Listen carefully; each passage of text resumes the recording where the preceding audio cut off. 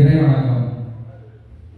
கடலுடுத்த நிலமடங்கை கெளியொழுகும் சீராரும் பதனமென திகழ் பரத கண்டமிதில் தற்கணமும் அதில் சிறந்த திராவிடன திருநாடும் தற்க சிறு பிறை நுதலும் தரித்தனரும் திலகமுமே அத்திலக வாசரை போல் அணிப்பிறக்கும் இந்த முறை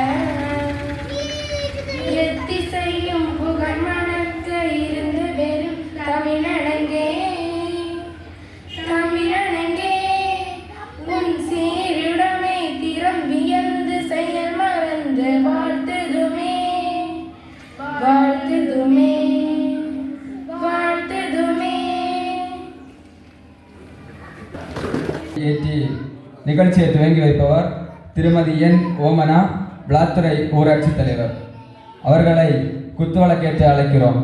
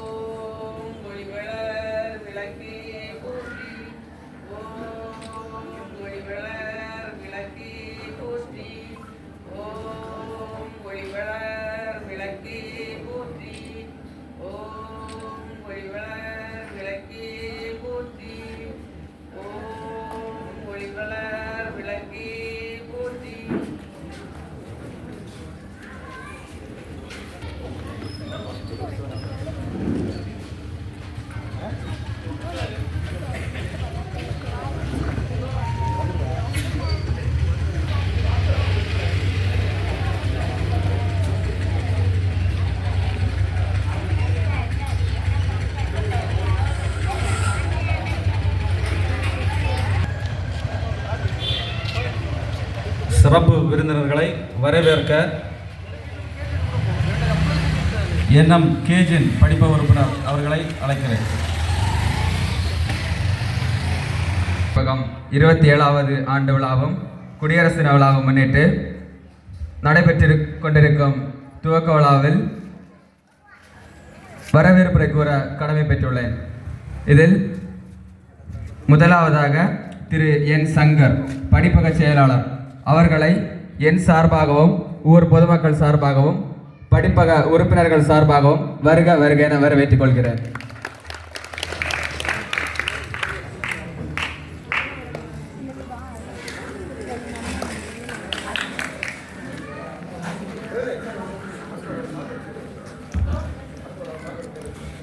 அடுத்ததாக சிறப்பு விருந்தினர் திரு மணி தணிகை குமார், பிஇ, எழுத்தாளர், நாகர்கோயில் அவர்களை என் சார்பாகவும் ஊர் பொதுமக்கள் சார்பாகவும் படிப்பக உறுப்பினர்கள் சார்பாகவும் வருக வருக என வரவேற்றுக் கொள்கிறேன். அடுத்ததாக திருமதி என் ஓமனா, பிஏ, விளாத்துறை ஊராட்சி தலைவர் அவர்களை என் சார்பாகவும் ஊர் பொதுமக்கள் சார்பாகவும் படிப்பக உறுப்பினர்கள் சார்பாகவும் வருக வருக என வரவேற்றுக் கொள்கிறேன். அடுத்ததாக ஆர் செந்தில், பொதுச் செயலாளர், கிள்ளியூர் வடக்கு அவர்களை என் சார்பாகவும் ஊர் பொதுமக்கள் சார்பாகவும் படிப்பக உறுப்பினர்கள் சார்பாகவும் வருக வருக என வரவேற்றுக் கொள்கிறேன். அடுத்ததாக இந்த நிகழ்ச்சிக்கு சிறந்த முறையில் ஒத்துழைப்பு தந்து கொண்டிருக்கும் படிப்பக உறுப்பினர்களும் பொதுமக்களையும் எல்லோரையும் வருக வருக என வரவேற்றுக் கொள்கிறேன். நன்றி.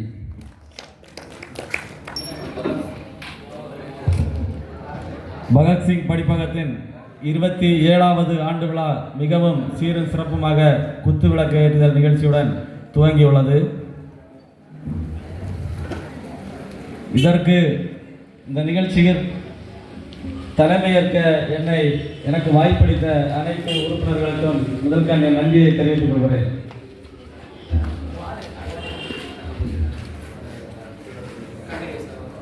நமது படிப்பகமானது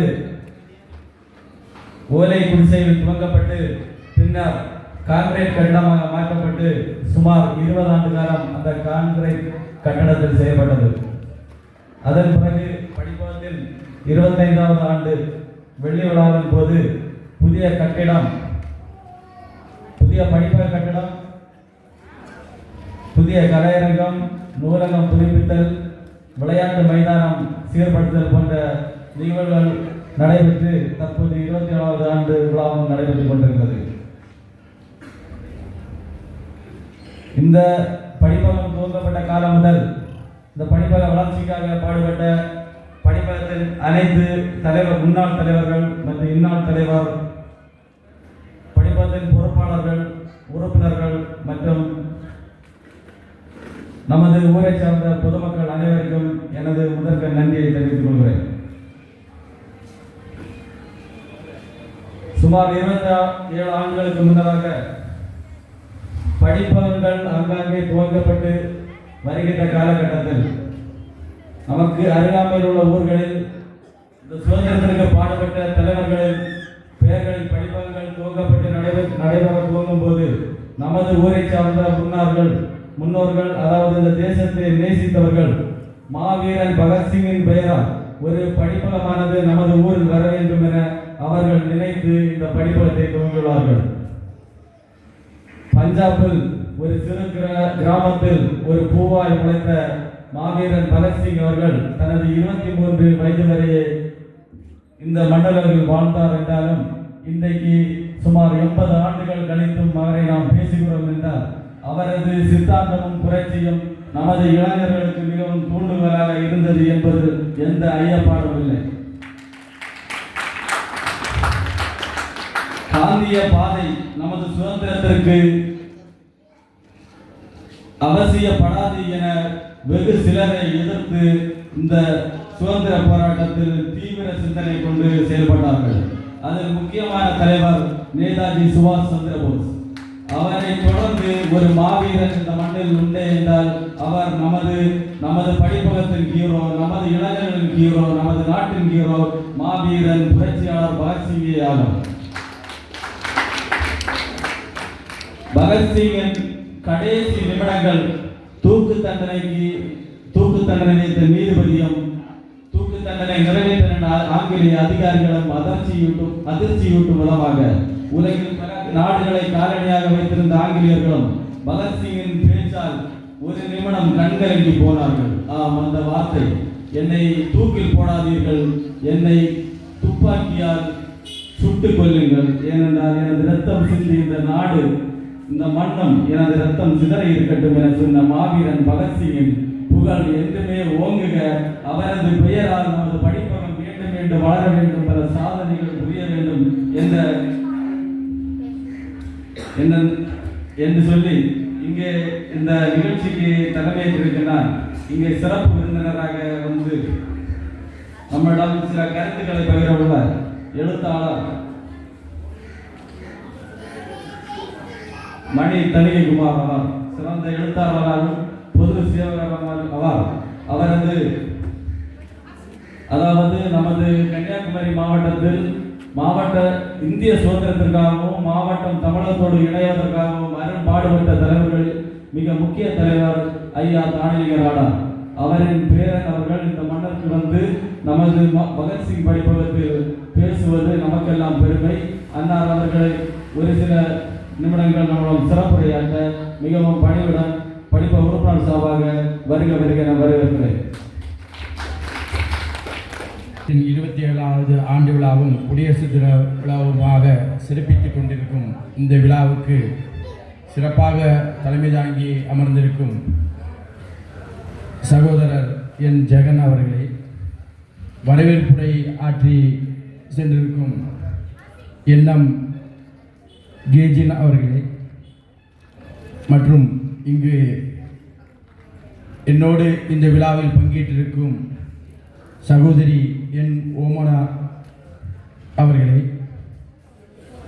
சகோதரர் செந்தில் அவர்களே மற்றும் இங்கு வந்திருக்கும் இந்த மன்றத்தின் உறுப்பினர்கள் மற்றும் மழலை செல்வங்கள் அனைவருக்கும் என்னுடைய பணிவான மாலை வணக்கம். ஒரு நல்லதொரு விஷயம், ஒரு எழுத்தாளராக இந்த நிகழ்ச்சியில் பங்கு பெறுறது எனக்கு ரொம்ப மகிழ்ச்சி. ஏன்னா ஒரு படிப்பகம் பொதுவாக படிக்கிற பழக்கம் இப்போ ரொம்ப குறைஞ்சிட்டு வருது, வாசிப்பு ரொம்ப குறைஞ்சிடுச்சு. இந்த குழந்தைகள்லாம் இருக்கிறீங்க, இப்போ புக்குகள் படிக்கிறதுல ஏன்னா செல்ஃபோன்லாம் வந்துட்டனால நீங்கள் எல்லாருமே செல்ஃபோனை நோண்டிகிட்டு இருக்கிறதுக்கு தான் டைம் இருக்க தவிர புத்தகங்களை படிக்கிற புத்தகங்கள், அதை பரீட்சைக்காக படிக்கிற புத்தகங்களை தாண்டி நம்ம நூலகங்களில் படிப்பகங்களில் போய் படிக்கிறது ரொம்ப குறைஞ்சிட்டு. அந்த மாதிரி நேரத்தில் இதை ஊக்குவிக்க வேண்டிய இந்த மாதிரி படிப்பகங்களுடைய முக்கியத்துவம், அது 27 ஆண்டுகளுக்கு முன்னாடியே இந்த படிப்பகத்தை ஆரம்பிச்சிருக்காங்கன்னா அவங்க படிப்புக்கு, இந்த புத்தக வாசிப்புக்கு எவ்வளோ முக்கியத்துவம் கொடுத்துருக்காங்கங்கிறத இது காட்டுது. அதுவும் குறிப்பாக பகத்சிங் அவர்கள் பேரில் வச்சுருக்கிறது ரொம்ப ரொம்ப மகிழ்ச்சியான விஷயம். குழந்தைகளுக்கு எல்லாத்துக்கும் பகத்சிங்கை தெரியல, தெரியுமா? அவர் கூட இன்னும் 2 பேர் உண்டு, தெரியுமா? பகத்சிங் கூடாலேயே தூக்கு தண்டனை கொடுக்கப்பட்டவருக்கு ராஜகுரு சுகதேவ். எதுக்காக இவருக்கு தூக்கு தண்டனை கொடுத்தாங்க தெரியுமா? இல்லை படிச்சிருக்கீங்களா? பகத்சிங்க்கு எதுக்கு தூக்கு தண்டனை கொடுத்தாங்க? ஜாலியன் வாலாபாத் படுகொலைன்னா தெரியுமா என்னன்னு? படிச்சிருக்கீங்களா? ஜாலியன் வாலாபாத் படுகொலையில் அப்பாவி மக்கள் கொத்து கொத்தாக சுட்டு கொண்டாங்க. அந்த ஆங்கில அதிகாரியை இவங்க சுட்டதுக்காக இவங்களுக்கு மேலே கொலைப்பழி வந்து தூக்கில் இடப்பட்டார் தான் பகத்சிங். அதாவது படிப்புக்காக நீங்கள் படிக்கிறீங்க, சும்மா பள்ளிக்கூடம் போகிறோம் ஏதோ பரீட்சைக்காக படிக்கிறோம் அப்படியே இல்லை. ஒரு விஷயத்தை படிக்கும் பொழுது அதை ரொம்ப புரிஞ்சு உள்வாங்கி படிக்கணும். அதுதான் படிக்கிறதோட பயன். ஏதோ 10 பக்கம் படித்து பரீட்சையில் எழுதி அதோட மறந்துட்டு வருவது அல்ல படிப்பு. இந்த மாதிரி நூல் நிலையங்கள் எதுக்கு வச்சுருக்காங்க? நீங்கள் ஆர்வமாக அதை படிக்கணும். முன்னாடி வந்து நாங்கள் இருக்கிற காலங்களில் சின்ன சின்ன புத்தகங்கள் வரும், இப்போ நீங்கள் அதெல்லாம் படிக்கிறதில்ல. இந்த சின்ன குழந்தைகளுக்கு வந்து இந்த பூந்தளிர், அம்புலி மாமான்லாம் ஒரு புக்கு இருக்குது, நீங்கள் இப்போ கிடையாது, முன்னாடி இருக்கும். அதில் வந்து இந்த கார்ட்டூன் கதைகள், கப்பீஸ்னு ஒரு குரங்கை பற்றி போட்டிருப்பாங்க. அந்த இது நானும் சின்ன வயசில் ரொம்ப எடுத்து அதை படிப்போம்.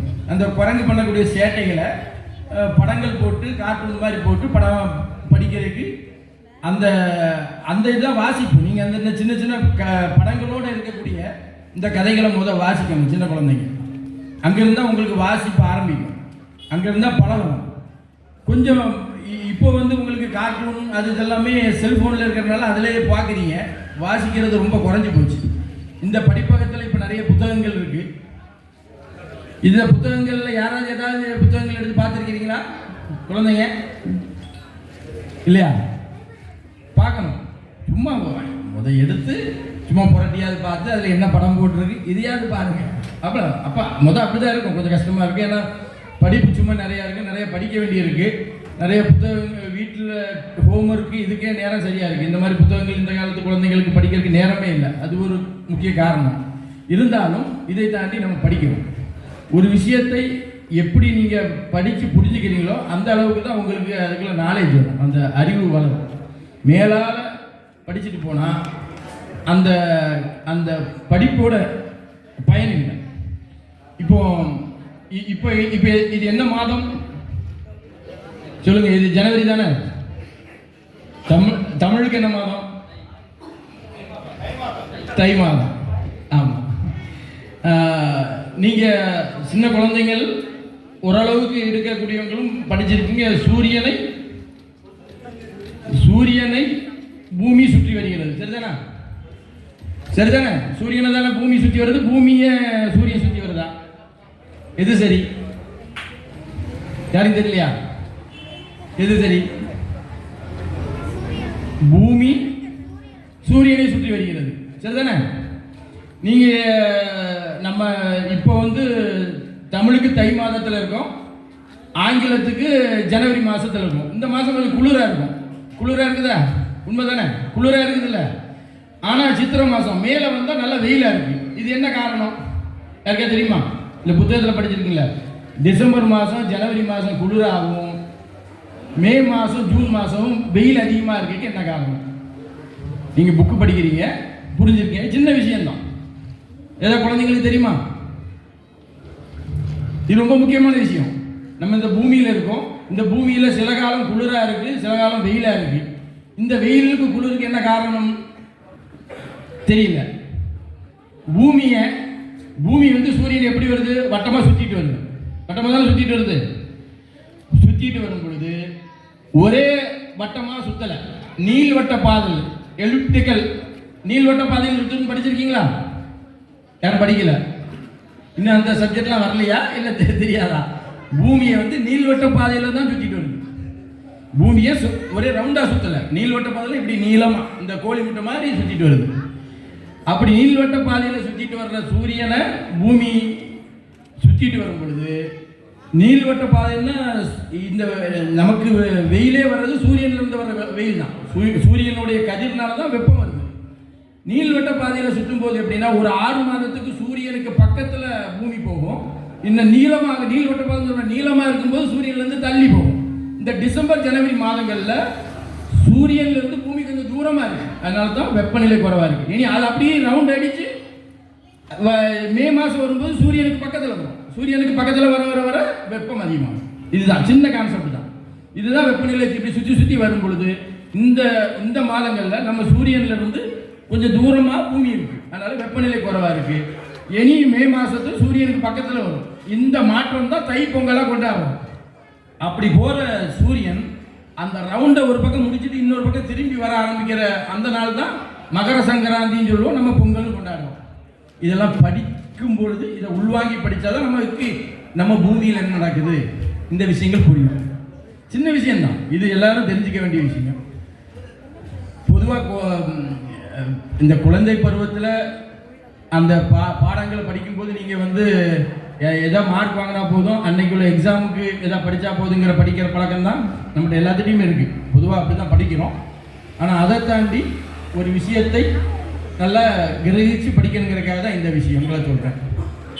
இப்போது நண்பர் அவர்கள் செந்தில் அவர்கள் சொல்லும்போதே சொன்னாங்க, நீங்கள் போகும்பொழுது என்னுடைய புத்தகம், நான் ஒரு எழுத்தாளர்னு அறிமுகப்படுத்தியிருக்கிறாங்க. நான் எழுதின புத்தகம் கிட்டத்தட்ட ஒரு குழந்தைகளுக்கான புத்தகம் மாதிரி தான். அதாவது இந்த புத்தகம் எனக்கு நான் ஒரு 10 வருஷம் 2010 எழுதினேன். எழுதின உடனே எனக்கிட்ட முதல் பேசுனது உங்களை மாதிரி ஒரு 9th படிக்கிற பையன் தான். இது பெரிய புக்காக இருக்குது, 300-350 பக்கம் இருக்குது. நான் எழுதும்போது சின்ன குழந்தைங்களாம் இதை படிப்பாங்களான்னு, அது ஒரு 10-14 வருஷம் ஆகிட்டு மண்டைக்காட்டில் கோயில் திருவிழாவில் தான் இந்த புக்கு விற்ற 4வது நாள் எனக்கு ஒரு ஃபோன் வந்துச்சு. ஒரு சின்ன பையன் பேசினான். என்ன தம்பின்னு, ஐயா உங்களோட புக்கு யாழி புக்கு படித்தேன், நல்லா இருந்தது, நல்லா அழகாக இருந்தது அப்படின்னா. தம்பி நீங்கள் அந்த 350 பக்கத்தையும் இந்த ஒரு வாரத்தில் படிச்சிட்டிங்களான்னு. நான் படிச்சுட்டேன், எல்லாம் ஃபுல்லாக படிச்சுட்டேன். இடையில கேட்டேன், அழகாக சொன்னான். உண்மையிலே எனக்கு ஆச்சரியமாக இருந்து ஒரு சின்ன பையன், அதான் எனக்கு வந்த ஃபோன். நான் எழுதின முதல் புத்தகத்துக்கு முதல் வந்த ஃபோன் உங்களை மாதிரி ஒரு சின்ன குழந்தை பையன் 9th படிக்கிற ஒரு பையன், சின்ன பையன் தான் வந்தது. அந்த அந்த வாசிப்பு அப்புறம் அவனை போய் நேரில் பார்த்தேன். அந்த வாசிப்போட ஆர்வம், இது பெரியவங்களே 4 பக்கம் படிச்சுக்கிட்டு வச்சுருவாங்க. பெரிய புக்காக இருக்கா, இது படிக்கிறதுக்கு உங்களுக்கு ஒரு பரீட்சைக்கு 2 புக்கு படிச்சிடலாம். அதனால் அதுக்கு தயங்கி படிக்க மாட்டாங்க. ஆனால் சின்ன குழந்தைங்க படிச்சிருந்தாங்க. அப்போ இதில் நான் இந்த புத்தகத்தில் இதில் ஒரு படம் இருக்கு. இந்த படத்தில் இருக்கிறது யாரும் தெரியுதா? இதை பார்த்துருக்கீங்களா? எங்கேயாவது யாராவது இந்த படத்தில் இருக்கக்கூடிய இந்த மிருகத்தை எங்கேயாவது பார்த்துருக்கீங்களா? கோயிலில் பார்த்துருக்கேன். நீங்கள் யாரும் கோயிலில் பார்த்துருக்கீங்களா?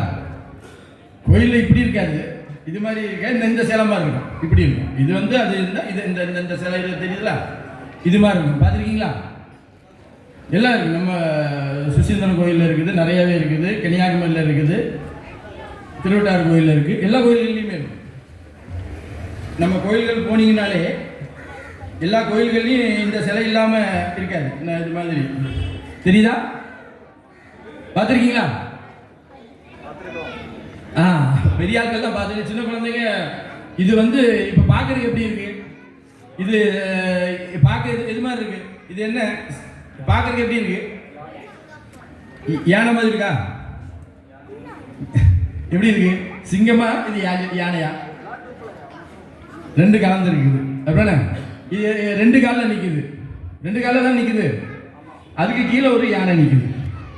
அப்போ யானை எவ்வளோ பெருசு பார்த்துருக்கீங்க? ஒரு யானை வந்து ஒரு 12 அடி, நம்மளை மாதிரி 2 மடங்கு, நானே ஒரு 6 அடி அடிப்பேன், என்னை விட ஒரு 4 மடங்கு 10 அடியாக இருக்கும். அப்போ யானையை விட இது 2 மடங்கு கூட இருக்குன்னா அப்போ எவ்வளோ உயரமாக இருக்கும்? இப்படி ஒரு உயரமான மிருகத்தை நீங்கள் எங்கே பார்த்துருக்கீங்க? படங்களில், சினிமாவில் டைனோசர் பார்த்துருக்கீங்களா? டைனோசர் வந்து யானையோடையும் பெருசு, 2 காலில் தான் நடக்கும். அதுக்கு முன்னங்காய் வந்து சின்னதாக தான் இருக்கும், டைனோசருக்கு சின்னதாக தான் இருக்கும். பார்த்துருக்கீங்களா? நம்ம இந்தியாவில் வாழ்ந்த டைனோசர் தான் இந்த யாளிகள். எத்தனை டைனோசர் யுகங்கிறது மனிதர்கள்லாம் வர்றதுக்கு கோடிக்கணக்கான ஆண்டுகளுக்கு முன்னாடி டைனோசர்கள் இந்த பூமியில் வாழ்ந்திருக்கு. அப்படிப்பட்ட டைனோசர் மாதிரி ஒரு விலங்கை நம்ம முன்னோர்கள், நமக்கு முன்னாடி வந்த நம்மங்க கோயில்களில் சிற்பமாக எடுத்திருக்காங்கன்னா அவன் எவ்வளவுக்கு இதை தெரிஞ்சு வச்சிருக்கணும். இப்படி ஒரு விலங்கு இருந்ததுக்கு, உயிரோடு இருந்ததுக்கு எந்த இதுவும் இல்லை. ஆனால் சிற்பமாக இருக்குது, நிறைய சிற்பங்கள் இருக்குது, சிலையாக அடிச்சிருக்கான். அப்போ எதாவது பார்க்காம ஒரு சிற்பத்தை வடிக்க முடியாது. அப்போ இந்த யாழியை சிலையாக வடிச்சிருக்கிறாங்கன்னா நம்ம முன்னோர்கள். அப்போ அது நம்மளுடைய பழமையை சொல்லலாம், இல்லைன்னா அறிவுத்திறன். இந்த மாதிரி ஒரு உயிரினம் இந்த உலகத்தில் இருந்திருக்கு. டைனோசர்லாம் வாழ்ந்த காலம்னு சொல்கிறாங்கல்ல. நீங்கள் ஜூராசிக் பார்க் படம் எத்தனை பேர் பார்த்துருக்கீங்க? குழந்தைங்க பார்த்தீங்களா? ஜூராசிக் பார்க்கு பார்த்துருக்கேன். நீங்கள் ஃப்ரெண்டில் உள்ளவங்க யாரும் ஜூராசிக் பார்க் பார்த்தது இல்லையா? இனி போய் பாருங்க வீட்டில். இப்போ எல்லா சேனல்கள்லையும் நீங்கள் இது வச்சுருப்பீங்க, ஸ்மார்ட் டிவி வச்சுருந்தீங்கன்னா ஜூராசிக் பார்க் பாருங்க. நல்ல படம். அது வந்து ஒரு 10-20 வருஷம் இருக்கும். அதில் நல்லா இருக்கும், சின்ன குழந்தைகளுக்குள்ள படம் தான். அந்த டைனோசர் பார்த்துருக்கீங்களா? டைனோசர் பார்த்தது இல்லையா? நீ பார்த்துருக்கியா? சரி சரி. அது மாதிரி ஒரு விலங்கு தான் இந்த யாழி. இந்த யாழியை வந்து நம்ம முன்னோர்கள் நிறைய சிலைகளை வச்சுருக்காங்க. எதுக்குன்னா இப்படி ஒரு உயிரினம் இந்த பூமியில் இருந்தது, ரொம்ப அபூர்வமான உயிரினம் இந்த பூமியில் இருந்ததுங்கிறத தான் அவங்க அதை சிலையாக வச்சுருக்காங்க. அதை தான் இதில் நான் ஒரு கதையாக எழுதியிருப்பேன், சின்ன கதையாக எழுதியிருக்கேன். ஆனால் இதை வந்து நீங்கள் எடுத்தோடனே இந்த மாதிரி பெரிய புத்தகங்கள் படிக்க சொல்லலை, கஷ்டமாக இருக்கும். பெரியவங்களுக்கே பெரிய புத்தகங்கள் படிக்கிறதுக்கு கஷ்டமாக தான் இருக்கும். சின்ன புத்தகங்கள், குழந்தைகளுக்கான புத்தகங்கள் இருக்குல்ல, அதுகளை வாசிங்க. அதுகள்லேருந்து படிச்சிங்கன்னா கொஞ்சம் கொஞ்சம் வரும்போது ஒரு கொஞ்ச நாளான உங்களுக்கு இந்த மாதிரி புத்தகங்கள் படிக்கக்கூடிய ஆர்வங்கள் வரும், புத்தக வாசிப்பில் ஒரு ஈடுபாடு வரும். அதுக்காக தான் இதில் வந்து இன்னொரு இதில் ஒரு பிரமிடு படம் இருக்குது. பிரமிடுன்னு பார்த்துருக்கீங்களா? யாருக்கா தெரியுமா? எங்கே இருக்கு? ஆப்பிரிக்காவில் இங்கே ஈஜிப்டில் இருக்குது. கரெக்ட். அந்த பிரமிடுகள்லாம் நம்ம போய் பார்க்குறதுக்கு வாய்ப்புகள் இல்லை. இன்றைக்கி நிறைய சேனல்கள் நம்ம வீடுகளில் இருக்கக்கூடிய டிவிலே உங்களுக்கு பார்க்குறதுக்கு வாய்ப்பு இருந்தாலும் பிரமிடுகளை பற்றியும் நீங்கள் தெரியும். நம்ம நாட்டில் இருக்கக்கூடிய கலை பொக்கிஷங்கள், கோயில்கள், அதில் இருக்கக்கூடிய யாழிகள், ஒரு இடத்துக்கு போனோம்னா அந்த ஒரு சுற்றுலாத்தலம் போறீங்கன்னா அங்கே என்னென்ன இருக்குங்கிறத நல்லா உள்வாங்கி பார்க்கணும். அப்போ தான் அந்த இடத்துக்கு போகிறதோட பயன். சும்மா ஏனதானு போயிட்டு உட்கார்ந்துட்டு வர்றதில்ல. ஒரு இடத்துக்கு போகும் பொழுது அந்த கோயிலுக்கு என்ன வரலாறு, அங்கே என்னென்ன சிலைகள் இருக்குது, இந்த சிலைகள்லாம் எப்போ வச்சுருக்காங்க, எப்படி வச்சுருக்காங்க, இந்த மாதிரி அதை நல்லா பார்க்கணும். அப்போ தான் ஒரு நாலேஜ் வரும். சும்மா படிச்சுட்டு ஏதோ அன்னையோடு மறந்து போகிறதில்ல. நம்ம வாழ்க்கையில் எல்லா இடத்துலையும் பயன்படுத்த வேண்டியது வரும். நீங்கள் இன்றைக்கி படிக்கிற படிப்பு ஒரு 5 6வது படிப்பீங்க. நாளைக்கு ஒரு IAS ஆஃபீஸர் ஆனாலும் உங்ககிட்ட நாளைக்கு ஒரு இதில் யாழியை பற்றி ஒருத்தர் கேட்டாங்கன்னா சொல்றதுக்கு தயாராக இருக்கும். அந்த அளவுக்கு உங்களுடைய அறிவு வளர்த்துக்கிறது புத்தக வாசிப்புகள் ரொம்ப ரொம்ப ரொம்ப முக்கியம். இதில் நீங்கள் சின்ன குழந்தைங்க பொதுவாக இப்போ நான் யாழியை வந்து உங்களுக்கு கதையாக சொன்னால் அது பெரிய இதில் எழுதப்பட்டிருக்கு, பெரிய கதை ரொம்ப சொல்ல முடியாது. இருந்தாலும் ஒரு சுருக்கமாக சொல்கிறேன். இந்த யாழியை நானே என்னுடைய ஒரு 20-25 வயசில் தான் நானே பார்க்குறேன். கோயிலுக்கு போயிருக்க நானே பார்த்தது கிடையாது.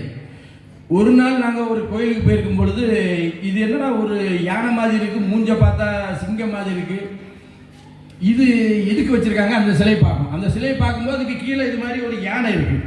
அப்போ இது யானை இல்லை, யானையாக இருந்தால் யானை இதுக்கு கீழே யானை வைக்க மாட்டாங்க. அப்போ அந்த சிலைக்கு கீழே ஒரு சின்னதாக ஒரு யானை இருக்குது, இந்த சிலை பெருசாக இருக்குது. அப்போ இது யானையே அது காலுக்கு கீழே இருக்குன்னா அப்போ இந்த மிருகம் எவ்வளோ பெருசாக இருக்கும் அப்படின்னு யோசிக்கிறேன். அப்போ தான் அந்த கதை தோணுது. இந்த யானையை மாதிரி இது அவங்க சிற்பத்தில் வடிச்சிருக்க யானை மாதிரி 3 மடங்கு உயரம் இருக்குது. யானையே இந்த தென்னை மரத்துக்கு பாதி இருக்கும். அப்போ அது தென்னை மரம் உயரத்துக்கு ஒரு யாழி இருக்கணும். அப்போ இந்த மிருகம் உண்மையில் இருந்திருக்குமா? எதனால நம்ம சிற்பங்கள் வச்சுருக்காங்கன்னு மதுரை கோயிலில் நான் சிற்பங்கள் என்றேன். எத்தனை சிலை இருக்குன்னு நீங்கள் நம்ம பொதுவாக நம்ம பசுவை கும்பிடுவோம். ஐயப்பருக்கு புலி தான் விலங்கு, முருகருக்கு மயில் விலங்கு. இந்த விலங்குகள்லாம் நம்ம எல்லா கோயில்களும் இருக்கும். ஆனால் இந்த நீங்கள் ஒரு கோயிலில் போய் பசுக்கோட சிலையை எண்ணி பாருங்கள், பசு சிலையே இருக்காது. பசுக்கு சிலை பெரும்பாலும் கோயில்களில் இருக்காது. சிங்கத்துக்கு வந்து சில கோயில்களில் மேலே 1-2 சிலைகள் வச்சுருப்பாங்க. ஆனால் இந்த யாழி சிலை இருக்குல்ல, மதுரை மீனாட்சி அம்மன் கோயிலில் மட்டுமே 138 சிலை இருக்கு. இந்த யாழிக்கு எல்லா தூண்லையும் இருக்கும். ஒவ்வொரு தூணுக்கும் ஒரு சிலை வச்சுருப்பாங்க. ஏன்னா அவ்வளவு முக்கியத்துவம் கொடுத்து இந்த மிருகத்தை அவங்க நம்ம ஆட்கள் பார்த்துருக்காங்க, நம்ம முன்னோர்கள் பார்த்துருக்காங்க. அதனால இவ்வளோ சிலை இருக்குது. ஒரு பசுவை நம்ம புனிதமாக வழிவிட்டால் அதுக்கு இல்லாத அளவுக்கு சிலைகள் யாழிக்கு இருக்குதுன்னா அவ்வளோ முக்கியத்துவம் கொடுத்து நம்ம முன்னோர்கள் வச்சுருக்காங்க. அப்போ இது உயிரோடு இருந்தால் எப்படி இருக்கும், இது உயிரோடு இருந்தால் எப்படி இருக்குன்னு இந்த கதை. உயிரோடு இருந்தால் எப்படி இருக்குங்கிறத நீங்கள் சொல்கிற மாதிரி இந்த பகத்சிங் மாதிரி அந்த சுதந்திர காலகட்டத்தில் வெள்ளைக்காரங்க இங்கே இருந்தாங்க, நாட்டை ஆண்டாங்க சொல்கிறோம். எல்லா வெள்ளைக்காரர்களும் மோசமானவர்கள் கிடையாது. இந்த நம்மளுடைய அடிப்படை வளர்ச்சி, இந்தியாவுடைய அடிப்படை வளர்ச்சிகளில் ரயில் தண்டவாளம், இந்தியாவுடைய பொருளாதார சிஸ்டம், இந்த இதுகளை கொண்டு வந்ததில் வெள்ளைக்காரர்களுக்கு பங்கு ரொம்ப அதிகமாக உண்டு. அது நம்ம மறுக்க முடியாது. அந்த வகையில் இந்த இதில் வரக்கூடிய இதில் ஒரு கதாநாயகன்னா வரக்கூடியவன் லண்டன்ல இருந்தா வரான். அவன் ஒரு வெள்ளைக்காரன் தான் இந்த கதையோட கதாநாயகன். அவங்க தாத்தா பகத்சிங்லாம் இந்த காலத்தில் இங்கே கலெக்டராக இருந்தவர். அவர்கிட்ட வந்து ஒரு புத்தகத்தில் அவர் எழுதி வச்சிருக்காரு, யாழின்னு ஒரு மிருகம் இந்தியாவில் உயிரோடு இருக்குன்னு சொல்லி இதோட படத்தை வச்சிருக்கிறாரு. அவங்க தாத்தா வச்சிருக்காரு அந்த படத்தை. இவன் சும்மா தாத்தா இறந்த பிறகு அந்த பழைய ஜாமானங்களை புரட்டி பார்க்கணும்ல, அப்போ இந்த படம் கிடைக்குது, இந்த யாழியோட படம் கிடைக்குது. இவன் பார்க்கலாம் இப்படி ஒரு மிருகம் இந்தியாவில் உயிரோடு இருக்குன்னு போட்டிருக்கானே, உண்மையிலே இருக்குமா? தாத்தா ஏதோ சும்மா விளையாட்டுக்கு எழுதியிருக்காரான்னு அவனுக்கு அதை தாத்தா எழுதி வச்சுட்டு போயிருக்காரு. இப்படி ஒரு மிருகம் இருக்குது நான் பார்த்துருக்கேன்னு எழுதியிருக்காரு. அப்போ இவனுக்கு ஒரு ரொம்ப ஆர்வம், இது இந்தியாவில் போய் பார்க்கணும், இப்படி ஒரு மிருகம் இந்தியாவில் இருக்குன்னு. அப்போ அவனுக்கு இந்தியாவை பற்றி அப்போ தெரியாது. அங்கே லண்டனில் இருக்கான். லண்டனில் உள்ள இந்தியர்கள்ட்ட இந்த படத்தை காட்டி கேட்குறான், இப்படி இது தெரியுமான்னு. ஒருத்தருக்கும் தெரியல. எல்லாரும் யானைங்கிறான், சிங்கங்கிறான், யாழிங்கிற பேர் கூட யாருக்குமே தெரியல. அப்போ இந்தியர்களுக்கே அது பேர் தெரியாத ஒரு விலங்கு இந்தியாவில் எப்படி உயிரோடு இருக்கும் அப்படின்னு அங்கேருந்து ஒரு நண்பரை கூட்டிக்கிட்டு இதை தேடி இந்தியாவுக்கு வர்றான். அதான் கதை. இந்தியாவுக்கு வர்றான். முதல் சென்னைக்கு வர்றான். சென்னையில் வந்து ஓரளவுக்கு அவனுக்கு சொல்ல தமிழ்நாடுல தான் இந்த சிலை அதிகமாக இருக்குது. இப்போ தமிழ்நாட்டில் தான் இது இருக்கிறதுக்கு வாய்ப்பு இருக்குன்னு தமிழ்நாட்டுக்கு வராங்க. சென்னையில் வரான். 1-2 கோயிலில் சிலை இருக்குது. இங்கே யார்கிட்ட விசாரிச்சாலும் யாருக்குமே உங்களை மாதிரி தான், இதுக்கு பேர் கூட தெரியல. இத்தனை சிலை இருந்தோம் நம்ம மக்களுக்கு அந்த யாழிங்கிற பேர் கூட சொல்ல தெரியல. அப்படி தேடி வந்துக்கிட்டே இருக்கிறாங்க. தமிழ்நாடு கூட தேடுறாங்க. ஒரு வாரம் ஆகிட்டு கண்டுபிடிக்க முடியல. இவனுக்கு எங்கே இருக்குன்னே சொல்ல முடியல. ஏன்னா இங்கே யாருக்கு தெரிஞ்சால் தானே சொல்லுவாங்க. இப்போ நீங்கள் யானை பார்க்கணுன்னா முதுமலை கண்காட்சி யானைக்கு போவாங்க, இல்லைன்னா இந்த திருவனந்தபுரம் ஜூக்கு போங்கன்னு சொல்லுவாங்க. யாழி இல்லாத யாழியை தேடி வந்துட்டு எங்கே கண்டுபிடிக்கிறது, யார் சொல்ல முடியும்? யார்கிட்ட கேட்டாலும் இப்படி வந்து நாங்கள் இந்த கேள்விப்பட்டதே இல்லைங்க, இந்த மிருகத்தை பார்த்ததே இல்லைங்கிறோம். அந்த மிருகத்தை எப்படியா பார்க்கணும்னு சுற்றிக்கிட்டே இருக்கிறாங்க. அப்போ இந்த குற்றாலத்துக்கு பக்கத்துலலாம் போகிறாங்க. அப்படி போகும் பொழுது ஒரு இடத்துல ஒரு ஊருக்கு போகும் பொழுது தான் அவங்களுக்கு அந்த அந்த அந்த கோயிலில் நிறைய சிலை இருக்குது. இது மாதிரி நிறைய சிலை இருக்குது. அங்கே போய் விசாரிக்கிறாங்க.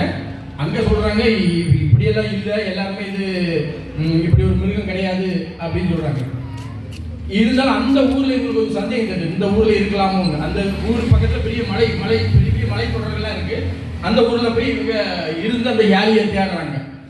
அப்போ அந்த ஊரில் ஒரு சொல்லமடம் கோயில் இருக்குது. அந்த சொல்லமடம் கோயிலில் ஒவ்வொரு பௌர்ணமிக்கும் சொல்லமடம் தெரியல, ஆடு படி போட்ட ஆட்டை வந்து ஏதோ ஒரு மிருகம் தின்னுட்டு போகுது, ஒரு பேர் இருக்கு. இது இவங்க காதுக்கு வருது. ஆனால் அந்த மிருகம் எதுன்னு யாருக்கும் சொல்ல தெரியல மக்கள். ஏன்னா அது பயந்து யாரும் அந்த குகைக்கிட்டே போக மாட்டாங்க அந்த ஊர் மக்கள். இப்படி இருக்கும்போது இவங்களுக்கு ஒரு சந்தேகம் வருது. அப்போ இந்த குகைக்குள்ள ஒரு மிருகம் இருக்குன்னா அது எதா இருக்கு, யாரியா இருக்குமோன்னு இவங்களுக்கு சந்தேகம். அப்போ அந்த அந்த கிடா வெட்டுற இடத்துக்கு அந்த சொல்லமடம் கோயிலுக்கு வெளியூர்காரங்களை விட மாட்டாங்க, உள்ளூர்காரங்க தான் போகணும். அப்போ ஒரு பௌர்ணமி அன்னைக்கு இவங்க கிடா வெட்ட போகிறாங்க. ஊர் மக்கள்லாம் கிடா வெட்ட போகிறாங்க. இவங்க ரகசியமாக மறைஞ்சி அந்த சொல்லமடம் கோயில் பக்கத்தில் ஒரு மலை மேலே உட்காந்து பார்க்குறாங்க. இவங்க கிடாயை வெட்டிட்டு அந்த ஆடை அந்த குகைக்குள்ளே வச்சுட்டு போயிடுறாங்க. இவங்க வந்து பார்க்கும்போது தான் குகைக்குள்ளே ஒரு பயங்கரமாக சத்தம் கேட்குது. ஒரு இருட்டாக தான் இருக்குது. அந்த ஆடை காணும். ஆடை எடுத்துகிட்டு போயிடுது அந்த மிருகம். அப்போ இதுக்குள்ளே ஏதோ ஒரு மிருகம் இருக்கிறது உண்மைதான்ட்டு அடுத்த நாள் அந்த குகைக்குள்ளே அது கொஞ்சம் ஆழமாக தான் இருக்கும். ஒரு கயிறு கட்டி இவங்க இறங்குறாங்க, உள்ளே போய் பார்க்குறாங்க. அந்த குகை உள்ளே போயிட்டே இருக்குது, உள்ளே போயிட்டே இருக்குது. உள்ளே போகும்போது அமைதியாக இருக்குது. கொஞ்சம் தூரம் போனோன்னா அங்கே ஒரு இடத்துல ஒரு அசைவு தெரியுது. அங்கே பார்த்தா இந்த மிருகம் வந்து மேய்ஞ்சிட்டு இருக்குது உள்ளே. அந்த குகைக்குள்ளே போனோன்னா ஒரு கிரவுண்டு மாதிரி இருக்குது, உள்ளே போனோன்னா மேய்ஞ்சிட்டு இருக்குது. இவங்களை பார்க்கல, அது பெரிய மிருகம்ல. இவங்க மரத்துக்கு ஒளிஞ்சு பார்க்குறாங்க. அப்போ இவங்க கண்டுபிடிச்சிட்டாங்க இந்த மிருகம் ஒரு குகைக்குள்ளோடி ஒரு இடத்துல நம்ம ஆளுக்கு மறைச்சி வச்சுருக்கான், யாருக்கும் தெரியாமல் மறைச்சி அந்த இது வரைக்கும். உள்ளே போனால் ஒரு 10-15 மிருகங்களுக்கு குட்டியோட தான் இருக்குது. இதை பார்த்துடுறாங்க. பார்த்துக்கிட்டு இவங்க உள்ளே போன பாதை தெரியல, வெளியே வர முடியல. உள்ளே போனதுக்கு வெளியே வர விடாமல் மாட்டிக்கிறாங்க. உள்ளதான் இருக்கிறாங்க, வெளியே வர முடியல. அந்த மிருகத்தை பார்த்துட்டாங்க, குகைக்குள்ளே போய் அந்த மிருகம் இருக்குது, உயிரோடு இருக்குன்னு பார்த்துட்டாங்க. ஆனால் வெளியே வர முடியல. அப்போ தான் அந்த அதுக்குள்ள அந்த குகைக்குள்ளே உள்ள இடத்துல ஒரு கோயில் இருக்குது. அந்த கோயிலுக்கு பூசை வைக்கிற ஒரு பூசாரி வர்றாரு. அவர் வரும்போது இவங்க ஒளிஞ்சிருக்கான்னு இவங்களை பார்த்துறாரு. நீங்கள் இப்படி இந்த குகைக்குள்ளே எப்படி வந்தீங்க அப்படின்னு கேட்குறாங்க. இப்போ நாங்கள் இந்த குகை வழியாக எப்படி வந்தோன்னே இப்படி யார் வரக்கூடாது, ஏன் வந்தீங்கன்னு சொல்லிட்டு அப்புறம் அவர் ஒரு ரகசிய பாதை வழியாக கோயிலுக்குள்ளோடி அதுக்கு ஒரு பாதை இருக்குது. அது வழியாக தான் இந்த யாழிக்கு டெய்லி பூஜை வைக்கிறதுக்கு வருவாங்க, இதுக்கு உணவுல வருவாங்க. அது வழியாக இவங்க வெளியே வந்து போகிறாங்க. ஆனால் அந்த பூசாரி வந்து இவங்களை சத்தியம் வாங்குறான், இந்த மிருகத்தை பார்த்தா தான் யார்கிட்டையும் சொல்லக்கூடாது. ஏன்னா இது இருக்குன்னு தெரிஞ்சால் எல்லாரும் அது விளம்பரம் ஆயிடும். அப்புறம் பிற்காலத்தில் அழியறதுக்கு வாய்ப்பு இருக்குது. இல்லை தான் ஒரு 10 தான் இருக்குது, நாங்கள் அதை பாதுகாத்து வச்சுட்டு இருக்கோங்கிறத இந்த கதை. அந்த மிருகத்தை எப்படி போய் பார்த்தாங்க, இது அந்த ஒரு 300 பக்கத்துக்கு நம்ம எழுதியிருக்கோம். இந்த கதையை உங்களுக்கு சுருக்கமாக சொல்கிறேன். எதுக்குன்னா ஒரு மிருகம் இருந்திருக்கலாம், இல்லாமல் இருக்கலாம், அது இல்லை. இருந்தால் எப்படி இருக்கும்? ஏன்னா இவ்வளோ பெரிய ஒரு மிருகத்தை பற்றி பேசுகிற நம்ம முன்னோர்கள் சும்மா சொல்லியிருக்க மாட்டோம். அது இருந்திருந்தால் எப்படி டைனோசர் இருந்தது இப்போ தான் கண்டுபிடிச்சிருக்காங்க அதோட படிவங்கள்லாம் வச்சு. அது மாதிரி இது இருந்திருக்கும், நம்ம இன்னும் ஆய்வு பண்ணி கண்டுபிடிக்கல.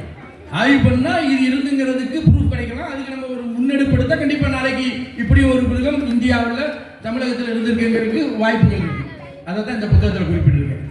உங்களுக்கு ஓரளவு சுருக்கமாக சொல்லியிருக்கேன். நீங்கள் இந்த இதில் இருக்கும், இந்த குழந்தைங்களோ பெரியவங்களோ படிங்க. நம்ம டைம் கிடைக்கும்போது படித்து பாருங்கள். இன்னும் படிக்கிறது ரொம்ப சுவாரஸ்யமாக இருக்கும். பொதுவாக இல்லை நம்ம என்னுடைய புத்தகங்கள் இல்லை. இப்போ நீங்கள் பொன்னியின் செல்வன் இப்போ படம் வந்திருக்கு. பொன்னியின் செல்வன் எத்தனை பேர் படம் பார்த்தீங்க? கேட்டுங்க. படமாக பார்த்தது எத்தனை பேர்? இல்லை 4-5 பேர். புத்தகமாக எத்தனை பேர் படிச்சிருக்கீங்க? பொன்னியின் செல்வன் 1-2 பேர் படிக்கிறாங்க. அந்த பொன்னியின் செல்வனில் வந்து ஆதித்ய கரிகாலன் ஒரு செத்து போவாங்க, கடைசி அவனை கொண்டுருவாங்க. அதில் முடியும். அந்த பொன்னியின் செல்வனில் உள்ள ராஜராஜ சோழனுக்கும் நம்ம மாவட்டத்துக்குமே நிறைய சம்பந்தங்கள் இருக்கு. நம்ம மாவட்டம் இருக்குல்ல, குமரி மாவட்டம், இதோட சேர்ந்த இந்த பகுதிக்கும் அது தஞ்சாவூர். சோழர்கள் ஆண்டு ராஜராஜா தஞ்சாவூர். அந்த ஆதித்ய கரிகாலன் கொல்லப்பட்ட ஆதித்ய கரிகாலன் வந்து ராஜராஜ சோழனோட அண்ணன். அவன் கொன்னது தான் அந்த கதை. அந்த கதையில் அந்த எதிரிகள்லாம் சேர்ந்து ஆதித்ய கரிகாலனை கொண்டுறாங்க. அதுதான் அந்த பொன்னியின் செல்வனோட கதையோட முக்கியமான கதை. அந்த ஆதித்ய கரிகாலனை கொன்ன ஆட்கள் பயிற்சி பெற்று இங்கேருந்து கொன்னவங்களே நம்ம பகுதியிலிருந்து தான் போயிருக்கிறாங்க. காந்தலூர் சாலைன்னு ஒரு இடம் இருந்திருக்கு, அதாவது திருவனந்தபுரத்து பக்கத்தில். இங்கேருந்து ஒரு 10-25 கிலோமீட்டர். அங்கே ஒரு பயிற்சி கொடுத்து பாண்டியர்கள்லாம் சேர்ந்து ஆதித்ய கரிகாலனை கொல்றதுக்காக ஆள் அனுப்பி தான் அவனை கொன்னதா ஒரு வரலாற்று தகவல் இருக்கு. அந்த ஆதித்ய கரிகாலனை கொன்னதுக்காக பழி தீர்க்கிறதுக்கு ராஜராஜ சோழன் எடுத்த முதல் படையெடுப்பு நம்ம கன்னியாகுமரி மாவட்டத்தை தான். இங்கே தான் வந்து படையெடுத்து அந்த ஆதித்ய கரிகாலனை கொல்றதுக்கு ஒரு பயிற்சி. அங்கே நம்ம ஊரில் இப்போ ஆசான்கள்லாம் இருப்பாங்க, அந்த அடிதடியெல்லாம் சொல்லி கொடுக்க ஆசான்கள் இருக்காங்கல்ல. அந்த மாதிரி அந்த காலத்துலேயும் ஆசான்கள்லாம் இருந்து போர் பயிற்சியெல்லாம் சொல்லிக் கொடுக்கக்கூடிய பகுதியில் நம்ம பகுதி, போர் பயிற்சியாளர்களை உருவாக்கக்கூடிய பகுதி. இப்படி ஒரு காந்தலூர் சாலைன்னு ஒரு இடத்துல இருந்த போர் பயிற்சி இடத்துல இருந்தால் உருவாகி அங்கே போய் பண்ணியிருக்காங்கனால அந்த காந்தலூர் சாலையை வந்து அழிச்சிட்டு வந்து அழித்து நம்ம மாவட்டத்தை ஒரு கிட்டத்தட்ட ஒரு 20-25 ஆண்டுகள் ஆண்டிருக்காங்க. சோழர்களுக்கு கீழே ஒரு 50 ஆண்டுகள் இந்த மாவட்டம் இருந்திருக்கு. நீங்கள் இன்னும் சுசீந்திரத்தை சுற்றி இருக்கிற வயல்வெளிகள் எல்லாமே சோழர்கள் உருவாக்குனது தான். அங்கே தான் சோழத்தட்டு அணைன்னு இருக்கு. இந்த சோழத்தட்டு அணையில் சோழர்கள் உருவாக்கி இங்கே நீர்ப்பாசனத்தை உருவாக்குனது. சோழர்கள் இங்கே வர்றதுக்கு காரணம் காந்தலூர் சாலையில் இருந்து ஆதித்ய கரிகாலனை கொள்றதுக்காக பயிற்சி எடுக்கப்பட்டவர். காந்தலூர் சாலை அழிக்க வந்தவர் தான் அவருக்கு ஆட்சியின் கீழே குமரி மாவட்டத்தை வச்சிருக்காரு. ஒரு 50 ஆண்டுகள், சோழர்கள் 50-100 ஆண்டுகளுக்கு மேலே, இதெல்லாம் 1000 வருஷத்துக்கு முன்னாடி நடந்த 10ஆம் நூற்றாண்டில் நடந்திருக்கு. இல்லை, இதுக்குன்னா ஒரு புத்தகத்தை படிக்கும்போது இது லேசாக சொல்லியிருப்பார் கல்கி அவர்கள். தெரிஞ்சுக்கணும் நமக்கும் அந்த பொன்னியின் செல்வருக்கும் என்ன தொடர்புன்னு. இப்படி பேசிட்டு போனால் நிறைய இருக்குது. இருந்தாலும் இனி அடுத்த போட்டிகள்லாம் உங்களுக்கு இருக்கிறதுனால ஒரு எழுத்தாளராக எனக்கு தெரிஞ்ச விஷயங்களை உங்களுக்கு பதிவு பண்ணியிருக்கேன். அதாவது கற்றது கைமண்ணளவு, கல்லாதது உலகளவு மாதிரி புத்தகங்கள் படிச்சுக்கிட்டே இருக்கலாம். தகவல் நிறைய இருக்குது, படிக்க படிக்க வரும். குழந்தைங்க படிக்கிற தன்மையை அதிகப்படுத்திக்கணும், படிக்கிற ஆர்வத்தை அதிகப்படுத்திக்கணும். அப்போ தான் இந்த மாதிரி படிப்பகங்கள் வைக்கிறதோ பயன். படிப்பகம் என்றாலே படிக்கிறதுக்கு பயன்படுத்துங்க. ஒரு வாரத்தில் 1 மணி நேரம் 2 மணி நேரமாவது வாசிங்க. அப்புறம் இப்போ நிறைய குக்கு எஃப்எம் அந்த மாதிரி அவங்களே கதைகளை வாசிக்கிற இதெல்லாம் யூடியூப்லலாம் இருக்குது. அதையாவது கேளுங்க. அதில் கேட்டாலே போதும், கேட்குற மாதிரி கூட வந்துருக்கு. வாசிக்கிட்டா இல்லைனாலும் கதைகளை கேளுங்க. இதனால் உங்களுக்கு வரலாற்று தகவல் வரும், அறிவு வளரும். எனவே வாசிப்போம், படிப்பவங்களை ஊக்குவிப்போம் சொல்லி எனக்கு கிடைத்த இந்த வாய்ப்புக்கு உங்களுக்கெல்லாம் நன்றி கூறி விடைபெறுகிறேன். நன்றி, வணக்கம்.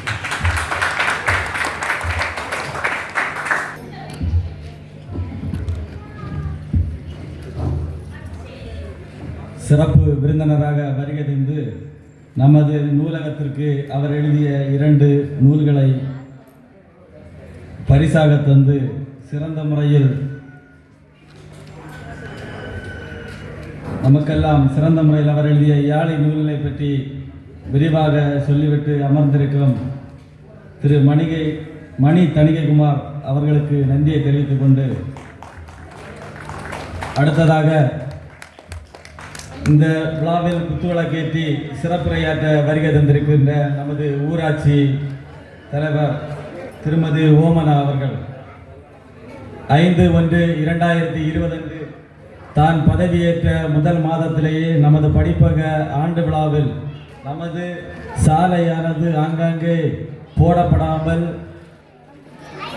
கடந்த நமது ஊர் சாலையானது சிறந்த முறையில் செப்பனிடுவதற்காக நிதியினை ஒதுக்கி தருவேன் என இதே படிப்ப மேடையில் பேசி, அதே மார்ச் மாதத்தில் அதற்கான ஏற்பாடுகளை செய்து 2 மாதத்தில் அதன் வேலையை முடித்து தந்து, ஓட்டுப்பறை முதல் நமது கண்ணன் வளாகம் வரை சாலையில் எந்த இடத்திலும் சாலை போடாமல் இல்லை என்பதற்கிணங்க ஆங்காங்கே விடுபட்டு கடந்த சாலைகளையும் சரி செய்து தந்து, நமது கூப்பிட்ட குரலுக்கு உடனடியாக ஓடோடி வந்து நமக்கு உதவிகளை செய்து, நமக்கு தேவைப்பட்ட மின் விளக்குகள் நமது ஊருக்கு குறைவாக இருந்தது, அதை ஏற்படுத்தி தந்துள்ளார்கள்.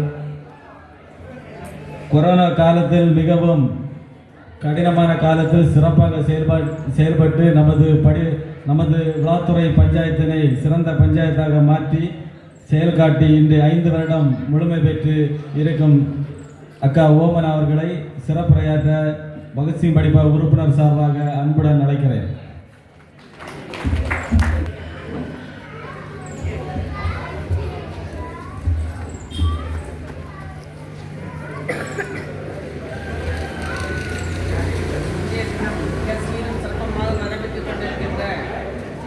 பகத்சிங் படிப்பகத்தை தலைமை பொறுப்பேற்றி நடத்தி கொண்டிருக்கின்ற நம்முடைய பாசத்துக்கும் பெருமை மிக்க நம்முடைய அன்பு சகோதரர் சங்கர் அவர்களே, மற்றும் வரவேற்புரைக்குரிய அமர்ந்திருக்கின்ற படிப்பக உறுப்பினர் NM கேஜின் அவர்களே, நன்றி உரை கூற அமர்ந்திருக்கின்ற படிப்பக உறுப்பினர் மிர்ஜிஸ் அவர்களே, மற்றும் சிறப்பு விருந்தினராக வந்து உங்கள் மத்தியில் சில ஆன்மீக கருத்துக்களையும் அறிவு தகுந்த கருத்துக்களையும் மிக சிறப்பாக மாணவ செல்வங்களுக்கு வழங்கிய நம் பாசத்துக்கும் பெருமை மிக்க நம் அன்பு சகோதரர் மணி தணிகைக்குமார் அவர்களே, மற்றும் இங்கே கூடியிருக்கின்ற இளைஞர்களே, பொதுமக்களே, மாணவ செல்வங்களே, இந்த படிப்பக உறுப்பினர்களே, உங்கள் அனைவருக்கும் என் இனிய காலை வணக்கத்தை தெரிவித்துக் கொள்கிறேன்.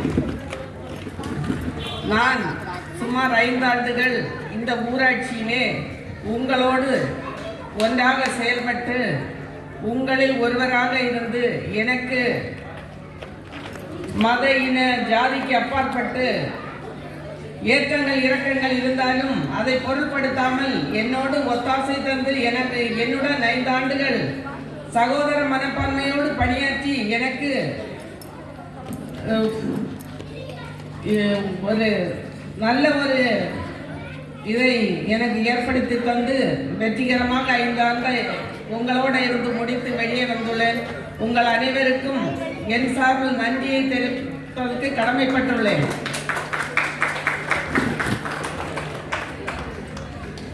இந்த பகத்சிங் படிப்பகத்தின் 57வது ஆண்டு விழா மற்றும் குடியரசு தின விழாவானது 1950ஆம் ஆண்டு ஜனவரி 26ஆம் நாள் குடியரசு நாடாக அறிவிக்கப்பட்டது. இந்நாளில்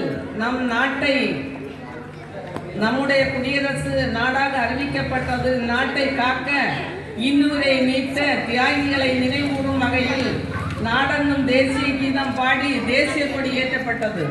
நம் நாட்டின் ஒற்றுமையை பயன்படுத்தி மக்கள் அடிமையாக்கி கொடுங்கோல் ஆட்சி செய்தான். நாடு சுதந்திரம் பெற்ற பின் அந்த நாளை மக்களாட்சி மலர்ந்த நாளாக நாம் கொண்டாடுகிறோம். நல்ல மண்ணில் நல்ல கண்ணினை நட்டு தண்ணீர் ஊற்றி வளர்ப்பது போல நாம் இந்த ஊரிலே இப்படிப்பட்ட ஒரு நற்பணி மன்றத்தை உருவாக்கி மக்கள் மத்தியில் மக்களுக்கு ஒரு நல்ல அறிவையும் நல் கருத்துக்களையும் ஊக்கத்தையும் ஆக்கத்தையும் வழங்குவதற்காக இந்த ஊரில் இருக்கக்கூடிய மக்கள் மிக சிறப்பாக செயல்பட்டு கொண்டிருக்கிறார்கள். ஆனால் உண்மையிலே பார்க்கும்போது மிகவும் சந்தோஷமாக இருக்கிறது. இந்த 5 ஆண்டு காலங்களில் நான் பல படிப்பகங்களில் எல்லாம் போய் இது மாதிரி நிகழ்ச்சியில் கலந்து கொண்டிருக்கிறேன். ஆனால் இவ்வளவு ஒரு ஊக்கத்தன்மையோடும் ஒரு சிறந்த ஒரு சிந்தனை எண்ணத்தோடும் இந்த மக்கள் கலந்திருக்கிறார்கள் என்றால் அவர்களையும் இந்த ஊரில் இருக்கக்கூடிய அனைத்து மக்களையும் மிகவும் பாராட்ட வேண்டும்.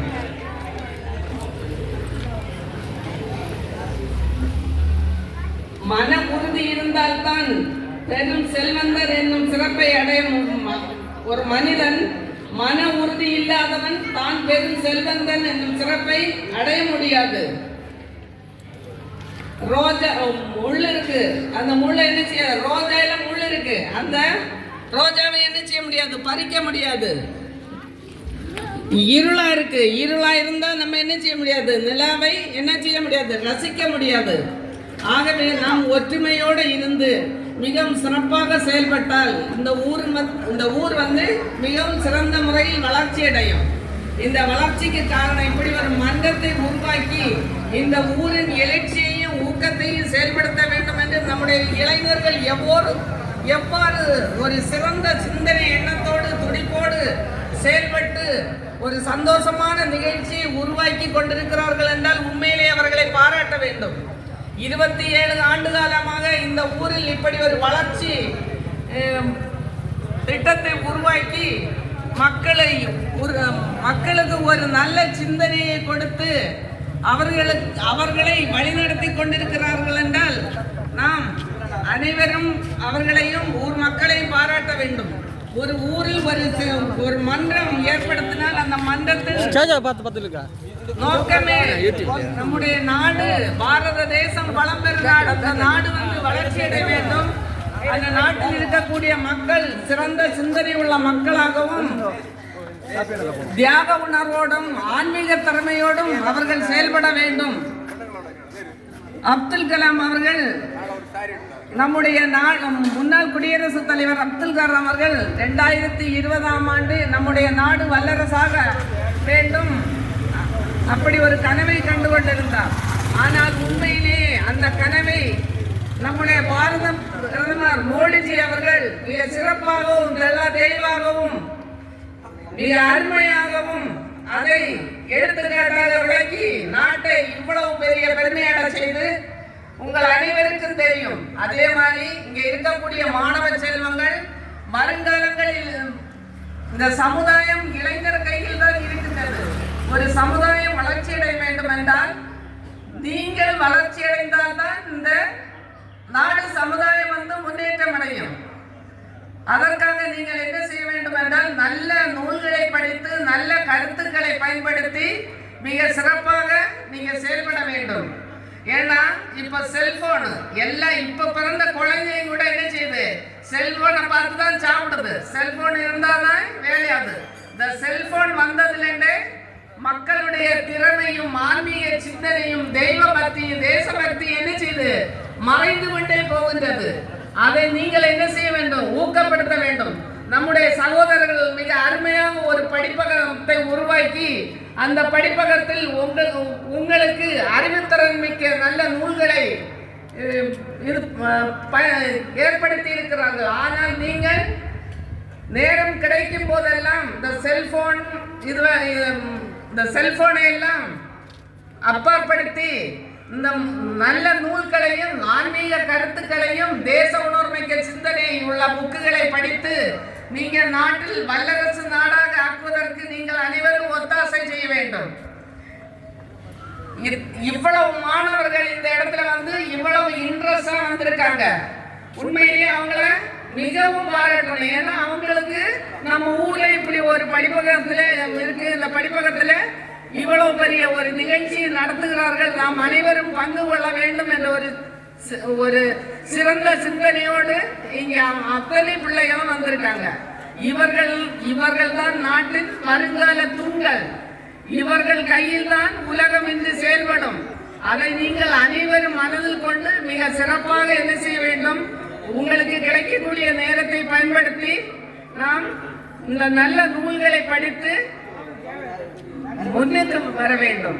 மற்றும் இந்த ஊரிலே இந்த இப்படி ஒரு படிப்பகத்தை அமைத்து நம்முடைய ஊரின் வளர்ச்சிக்காகவும் நம்முடைய மாணவ செல்வங்கள் மற்றும் இளைஞர்களை ஊக்கப்படுத்துவதற்காக இப்படி ஒரு மன்றத்தை உருவாக்கி வைத்திருக்கிறார்கள் என்றால் உண்மையிலே அவர்களை நாம் பல தடவை பாராட்ட வேண்டும். ஏன்னா ஒவ்வொரு ஊர்ல ஒரு மனிதன் நான் என்ற நிலையை நாம் மாற்றி நாம் என்னும் ஒரு நிலையை என்ன செய்ய வேண்டும்? அடைய வேண்டும். நமக்குள் பல கருத்து வேறுபாடுகள் இருந்தாலும் நாம் அதை என்ன செய்தோம்? விட்டறிந்து நாம் நம்முடைய ஊருக்குள்ளே அனைவரும் ஒற்றுமையோடு சிறந்த ஒரு சிந்தனை நோக்கத்தோடு நாம் செயல்படப்பட்டால் நிச்சயமாக முன்னாடி நம்முடைய தம்பி இப்போ என்ன சொன்னாருன்னா 27 வருஷத்துக்கு முன்னாடி இது நாங்கள் ஒரு ஓலை ஷெட்டில் தான் இதை ஆரம்பித்தோம். இன்னைக்கு இவ்வளவு வளர்ச்சி பாதையில் நாங்கள் இருக்கேன்னு சொல்லி பெருமையாக சொன்னார். ஆனால் இந்த 27 ஆண்டு காலத்திலே இவ்வளவு சிறப்பம்சத்தை ஏற்படுத்தி இருக்கிறார்கள் என்றால் இன்னும் வரும் காலகட்டங்கள் இது ஒரு சிறந்த ஒரு ஆலமரம் எவ்வளவு தழுவிட்டு இந்த ஊருக்கு நிழலை தருதோ அது மாதிரி ஒரு நிழல் தரக்கூடிய மரத்தை போல இந்த ஊரிலே இது ஒரு சிறந்த மன்றமாக விளங்க வேண்டும். அதோடு மட்டுமல்லாமல் இந்த மன்றத்தில் இருக்கக்கூடிய அனைத்து சகோதரர்களும் என்ன செய்ய வேண்டும்? ஒற்றுமையோடு இருந்து ஏற்ற இறக்கங்களை எல்லாம் விட்டு நாம் அனைவரும் ஒன்றி என்ற நோக்கத்தோடு நம் ஊரை வளர்ச்சியடைந்த பாதைக்கு கொண்டு வர வேண்டும். நம் ஊர் வந்து வளர்ச்சியடைய வேண்டும். நம் ஊரில் இருக்கக்கூடிய இளைஞர்களும் மாணவிகளும் ஒரு சிறந்த ஒரு நல்ல உன்னத நிலையை அடைந்து சிறப்பிக்க வேண்டும். இவர்களுக்கு கடவுள் அருளால் இவங்களுக்கு எந்த இதுவும் இல்லாமல் அவருடைய மனது ஒரு நல்ல மனதாக செயல்பட்டு நல்ல ஆரோக்கியத்தை கொடுத்து அவர்கள் ஒற்றுமையோடு செயல்பட்டு இந்த மன்றத்தை சிறந்த முறையில் வழிநடத்தி மேலும் பல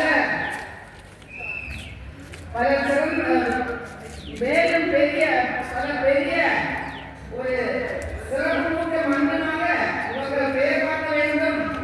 இன்னும் இந்த ஊர் வந்து பெரிய அளவுக்கு இவ்வளவு மக்கள் வந்து இந்த மன்றத்தை ஈடுபடுத்துவதற்காக வந்திருக்காங்கன்னா உண்மையிலேயே ஆச்சரியமாக தான் இருக்குது. நம்ம பல மன்றங்கள் எல்லாம் போயிருக்காங்க. இருந்தாலும் இவ்வளவு விழிப்புணர்வோடு இந்த மக்கள் வந்திருக்கார்கள். அவர்கள் இன்னும் இந்த இடத்தை பெருமைப்படுத்த வேண்டும். இவர்கள் மூலம்தான் இந்த ஊர் என்ன செய்யணும்? பெருமை அடைய வேண்டும். அதற்காக அனைவரும் ஒன்று சேர்ந்து பாடுபட்டு ஒற்றுமையோடு செயல்பட வேண்டும் என்று கேட்டு மேலும் இந்த மன்றம் மிகவும் சிறந்த சிறப்புமிக்க மன்றமாக வளர்ச்சியடைய வேண்டும் என்று கேட்டு இறைவனை வேண்டி பிரார்த்தித்து நன்றியை குறித்துக் கொள்கிறேன்.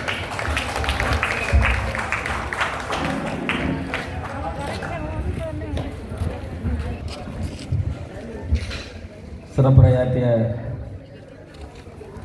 திருமதி என் ஓமனா பிஏ விளாத்துறை ஊராட்சி தலைவர் அவர்களுக்கு நன்றியை தெரிவித்துக் கொண்டு அடுத்தபடியாக இந்த குத்துவிளக்கேற்றும் விழாவில் இறுதி நிகழ்ச்சியாக நன்றியுரை செல்வன் என்எம் லிஜீஸ் படிப்ப உறுப்பினர் அவர்களை வரவேற்கிறேன்.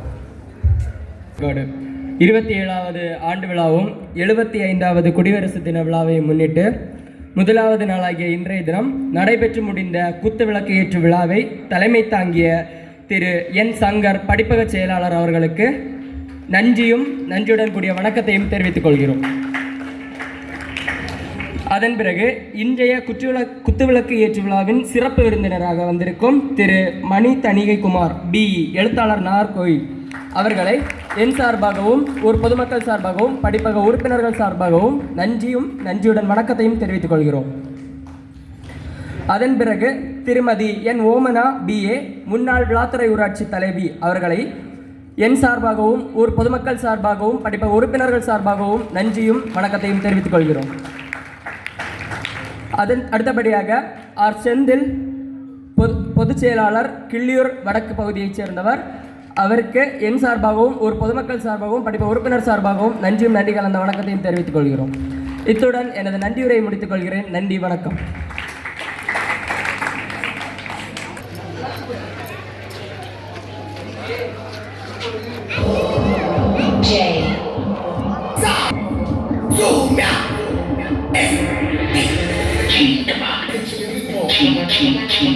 Keep the